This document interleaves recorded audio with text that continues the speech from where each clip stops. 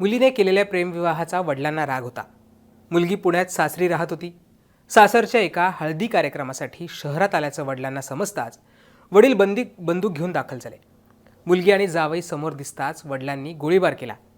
या गोळीबारात मुलीचा जागीच मृत्यू झाला, तर जावई गंभीर जखमी झाला. प्रेमविवाहाच्या रागाने एक हस्तखेळतं कुटुंब उद्ध्वस्त झालं.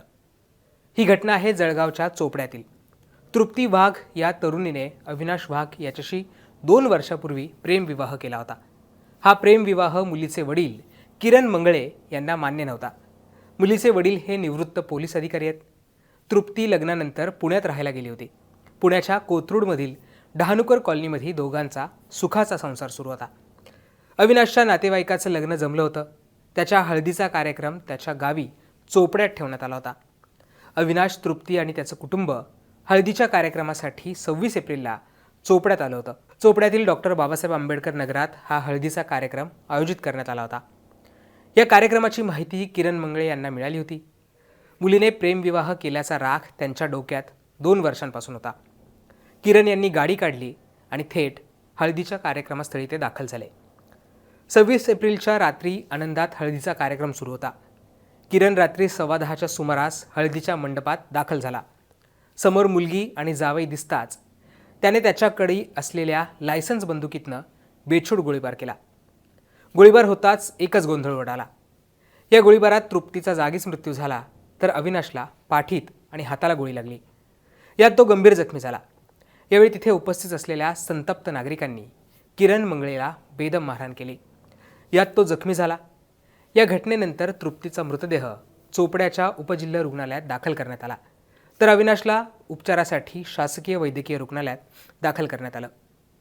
मुलीची सासू प्रियंका वाघ यांच्या फिर्यादीवरनं किरण मंगळे आणि त्यांचा मुलगा निखिल मंगळे याच्या विरोधात गुन्हा दाखल करण्यात आला आहे. घटनेची माहिती मिळताच पोलीस घटनास्थळी दाखल झाले. पोलीस अधीक्षक डॉक्टर महेश्वरी रेड्डी हे देखील घटनास्थळी दाखल झाले. पोलिसांकडनं या घटनेचा आता तपास सुरू आहे. या सगळ्या प्रकरणाबाबत पोलीस अधीक्षकांनी काय माहिती दिली आहे ती पाहूया. 10:15 वाजता चोपडा शहरामध्ये एका लग्नाच्या कार्यक्रमामध्ये एका मुलावरती गोळीबार केलेला आहे. याचा मागचा इतिहास असा आहे, अविनाश वाघ म्हणून हे मुलगा पुण्यात राहणार आहे आणि तृप्ती वाघ म्हणून ह्या मुलींसोबत लग्न केलं होतं 1 वर्षापूर्वी आणि दोन्ही लग्न करून पुण्यात राहायला गेले होते आणि ह्या लग्नाला मुलींचं वडिलांना विरोध होता आणि तेव्हापासून त्यांचा विरोध चालूच होता आणि आज ही मुलांचं नातेवाईकांचं त्या लग्न असल्यामुळे हा मुलगा अविनाश आणि तृप्ती दोघा इथं चोपडा शहरामध्ये आल्या होत्या.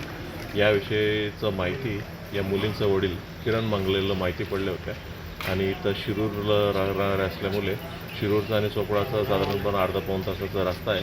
तो इथं आले आणि डायरेक्टली त्या मुलांवरती आणि मुलींवरती फायर केलेले होते आणि फायर केले की ते मुली स्पॉटवरच डेथ झाला. मुलांना जखमी झालेला आहे आणि जे आरोपी आहे किरण मंगले त्यालाही देखील म्हणजे ते पब्लिकने पकडून मारहाण केल्या होत्या आणि किरण मंगले हा रिटायर्ड PSI म्हणून माहिती पडत आहेत.